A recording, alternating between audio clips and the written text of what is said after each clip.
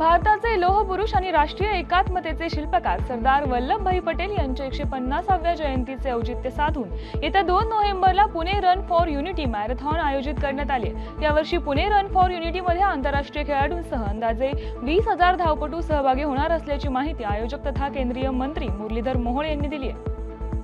महिला व बाल विकास मंत्री आदिती तटकरे यांनी आनंदाची बातमी देताना लाडक्या बहिणींचा सप्टेंबर हप्ता आजपासून वितरित होणार असल्याचं सांगितलंय। त्यामुळे राज्यातील लाखो गरजू महिलांना सणासुदीच्या काळात दिलासा मिळणार आहे। प्रवाशांच्या सोयीसाठी तसेच ई बस सेवेला अधिक प्रतिसाद मिळवण्यासाठी एसटी महामंडळाने एक महत्त्वपूर्ण निर्णय घेतलाय। आता राज्यातील ई बस प्रवाशांना मासिक आणि त्रैमासिक पास सवलत योजना मिळणार असल्यानं ई बस प्रवास अधिक स्वस्त होणार असल्याची माहिती एसटी महामंडळाचे अध्यक्ष प्रताप सरनाईक यांनी दिली आहे।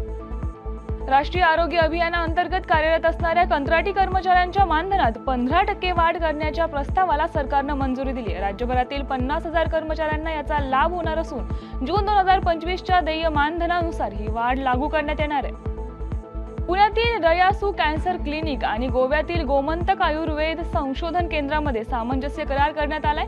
राष्ट्रीय आयुर्वेद दिनानिमित्त झालेल्या या करारामुळे गोव्यात आता कर्करोग आणि अन्य गंभीर आजारांवर अत्याधुनिक आयुर्वेदिक उपचार उपलब्ध होणार आहेत।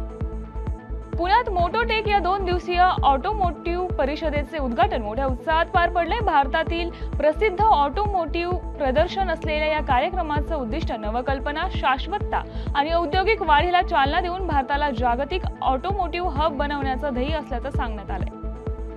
पुण्यातील भारती विद्यापीठ आणि कॅनडातील युनिव्हर्सिटी ऑफ रेजाइना यांच्यात परस्पर सहकार्य करार करण्यात आलाय। शिक्षण आणि संशोधन क्षेत्रातील संयुक्त उपक्रम राबवणं, शैक्षणिक साहित्याची देवाणघेवाण करणं तसेच अध्ययन आणि संशोधनाला चालना देणं हा या कराराचा मुख्य उद्दिष्ट असल्याचं भारती विद्यापीठाकडून सांगण्यात आलंय।